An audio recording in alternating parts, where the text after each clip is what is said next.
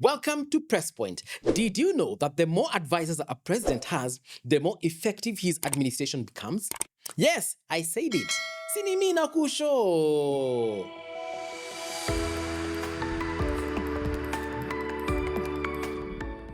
From image advisors, economic advisors, political advisors, spiritual advisors, constitutional advisors, and so on and so forth. President William Ruto seems determined to hit the ceiling with this thing. Yeah? Now, while expanding your team isn't necessarily a bad thing, we all do have advisors, right? The only problem is when you keep onboarding advisors 3 years into a 5-year term, which is a sign of bad things to come. It could mean we've lost the map, the signal is gone, and we're just following the vehicle in front. Hopefully, it's going where we are going. In other words, hatujui penye tunaenda. It's like those taxi guys who start a journey and then halfway through, they're like, bro, umesema tunaenda wapi? And you're like, boss, so you check your map on the app. And they go, sawa tu, mimi sijui uko, kama unajua uko, utani advice. Wacha tuende tu. And that's how you end up with a standoff at the end of the journey. We Buddha, kwa hii trip itabidi uongeze tao. Saa hii. We. Back to the president's advisors. At the height of the Gen Z protests, the head of state promising to reduce the cost of running government by slashing the number of his advisors by half. The number has since doubled. From about 7 advisors, the number has risen to about 17 in just over 10 months, with more signings during the broad-based exchange program. Professor Makau Mutua, a sworn critic of President William Ruto and a distinguished Kenyan-American scholar, signing in this week as the president's advisor on constitutional matters. A week earlier, Jaoko Oburu, the son of Siaya Senator Oburu Odinga, was named the president's special advisor on economic empowerment and sustainable livelihoods.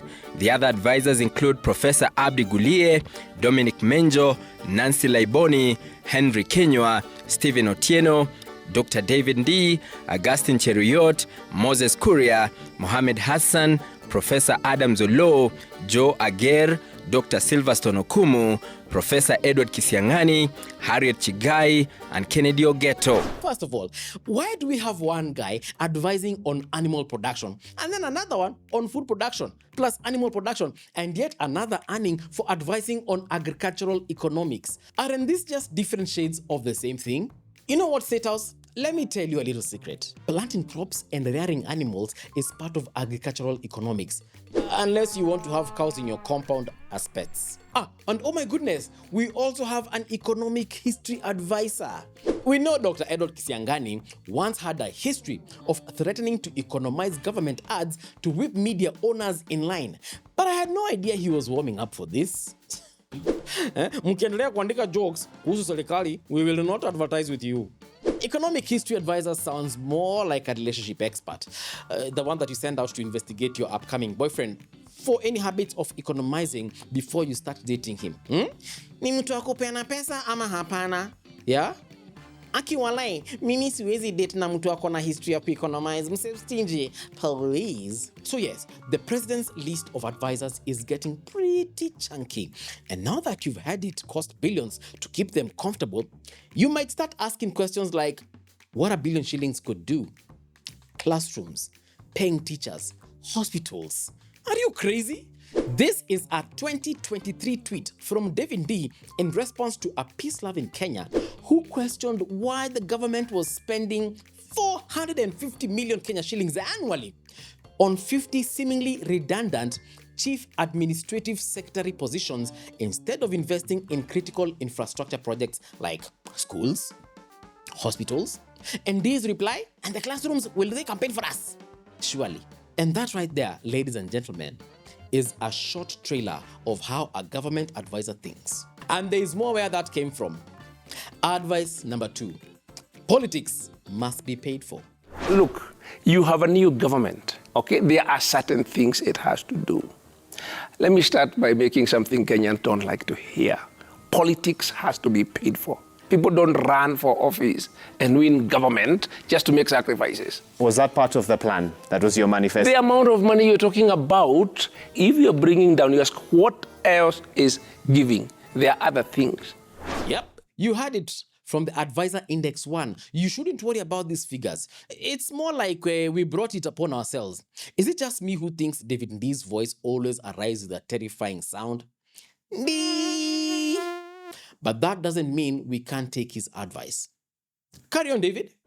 Government is extremely wasteful. There is not a single day that I'm not exasperated by not just how wasteful it is, but by how deliberate it is and how unbothered people are by it. And independent institutions, control of budget, the Auditor General, investigative agencies are unable to rein in. They are unable to. On this wastage. Totally. They are helpless. David, as the Chief Economic Advisor, if you have no answers for us, what are Kenyans to do? A brief, meaningless moment of redemption there. You know, David D is like that uncle you bring along to a rorashio. You say you don't have money, and he's quick to shout, "Huyu kijana ako na pesa, lakini anamalizianga kwa maraya." And that's how you go back home without a wife. So if his advice is this blunt, do you think the president actually listens? Which brings bigger questions. Do these advisors, have a structured forum where they advise the president? Or better still, do they walk around with an app that instantly notifies them when the boss actually takes their advice?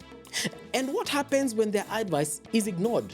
Do they sulk, cry all night, and at the end of the month refuse to take their salaries out of accountability? And what about their job descriptions? Are they rated at the end of the month, meet expectations, exceed expectations, needs improvement, or just advice not needed?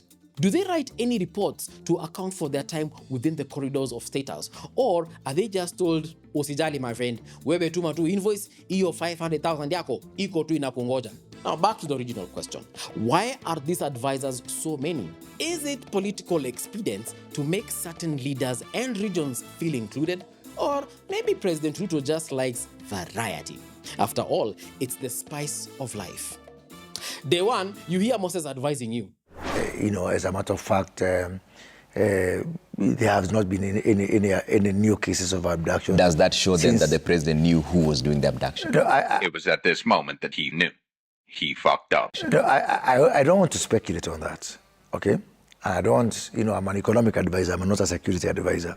And then you start feeling like Moses' style isn't elevating enough. So what do? You add a little kachumbari, na kafirifiri kobari, to the advisory mix. And then, of course, maybe sprinkle in an accent that has traveled the world, gone to Buffalo in New York and back to Ngimi in Kitui County. I think that Mr. Kenyatta has to make a calculation, or had to make a calculation, because what does Mr. Kenyatta lack? Mr. Kenyatta wants something that only Mr. Odinga can give him. What is that, legacy? Nobody else, no, not legacy. Nobody else in this country can give Mr. Kenyatta what Mr. Odinga can give him. And if you look at the elections of 2017, August 8th, August 26th. October 26th. October 26th. Yeah. They're united by one single thread, And that's essentially a deficit of legitimacy. We can argue about this, until the cows come home. Sure. But that's my position. And so even though, for the October 26th election, Mr. Kenyatta supposedly won it, there was no contestant. He had no antagonist. Had that? Who wouldn't want to be advised by such a guy? Mr. Kenyatta, Mr. Ruto. We can do another BBI and give it another name. How about that, Mr. Ruto? Because the last one is now water under the bridge. I would describe Mr. Odinga with a water metaphor. Water is very difficult to contain. If water finds that the pathway is closed, it looks for another path. And it'll always find a place to go to. Yeah. I honestly think that with this kind of advisor, President Ruto is now going to be taking advice. Whichever advisor is responsible for the onboarding of advisor Makau Mutua must be the only advisor actually working in this government. I'd call him the Loophole Advisor. This Loophole Advisor must be reading the Constitution overnight, and by morning, he sprints to State House with 2 or 3 loopholes to report to the president. Mr. President, we have found a loophole in the Constitution. You can appoint an advisor for legal and constitutional affairs, which is technically the job of the Attorney General, but it's okay. You can have 2 Attorney Generals, a public one and a private one. Yeah? Hapo sasa, perfect my friend. Wacha nikwambie, hapa sasa, hapa ndio tutacheza bana. And Mr. President, I've also found a loophole in the Katiba. You don't have a limit to the number of advisors. You can hire as president, so anyone who walks into State House, unaweza mfanya advisor. Asante sana, my friend. Where were you when I needed you? Bwana, umenijenga. Mr. President, we've also found another loophole. You can now appoint an advisor for wild animal production and wild economics. Wanyama wazaliwe, watalii wengi wakuje, tupate mabili. Hii nikipatia watu wa ODM, my friend, kelele itapungua kabisa. Asante sana, my friend. Wewe ni mujanja. I don't know what your take home is, from all this advisory story, but here's mine. Good advisors give the right advice. Hopefully, the advisee actually listens. I mean, it's like a wedding. You can advise the groom all you want, but if he insists on a pink suit with yellow spots, there's really nothing you can do. What are the qualities of a good advisor? First, they go all the way to make the impossible possible. Think about it. There is no way President Ruto could have pulled off this major move without sharp advice from an external hard disk of a brain. Maneno ya shamba ya Chelugate tumeita Chelugate. Tumeketi chini na yeye. Tumekubaliana. Hiyo shamba tutanunua kama serikali, alafu tugawie wale wako pale waendelee na kuishi hapo. Yep. With a little help, President William Ruto was able to set up a meeting, physical or virtual. Details are still scarce, yeah? Between himself and Isaiah Chelugate. Never mind that he's been dead for almost 10 years. Now, in this meeting, Chelugate offers to give away a large chunk of his 5,800-acre piece of land. And because of that meeting between the president and Chelugate, his children now have a golden opportunity to dispose of this possibly questionable acquired land and actually get something out of it, instead of losing it completely to squatters. I know what you're thinking. How is it possible for the living and the dead to meet and negotiate land deals? Oh, it's very possible. All you need is a collaboration of spiritual advisors with extraterrestrial powers working hand in hand with historical land negotiation advisors. And just like that, problem solved. In engagement with the government on this matter, and we have already made an offer to sell the land to the government to settle the squatters. Interestingly, and worthy of note, our father, the late Isaiah Kiplangat Chelugate, had on several occasions reached out to the government, looking for a peaceful and amicable solution. We therefore wish to ask the members of the public to ignore any other persons purporting to speak on behalf of the family. Yeah, interesting. Dad continued with conversations posthumously. The kids were caught completely flat-footed, and they just had to comply with his wishes.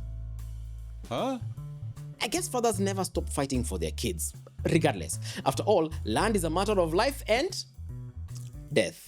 And then, of course, there are those advisors who aren't exactly hitting the mark. Take, for example, the advisor who keeps suggesting that the president appears alongside controversial businessmen, when all we know, he himself is absolutely not a controversial president. This guy right here goes by the name of Wicknell Shivayo from Zimbabwe. He likes to call himself Sir Wicknell, but honestly, we don't give a damn, man.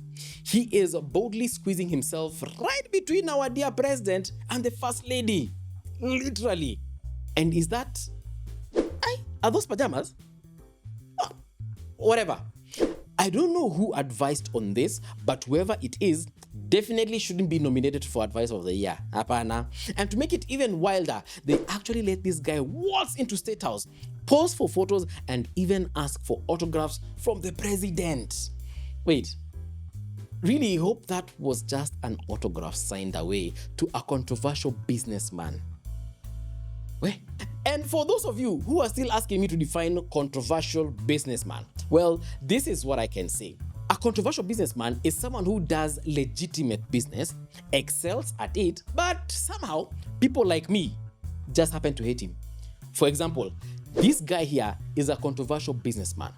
From a distance, you may not see it. Same with this guy here. Very successful at being controversial. Seen here looking at his haters as he enjoys his opulence. And in this shot, he is seen enjoying the company of his bodyguards. Yeah, if you don't get it, just forget about it. And that's enough advice for today. This is PressPoint. Don't forget to like, share, and definitely subscribe.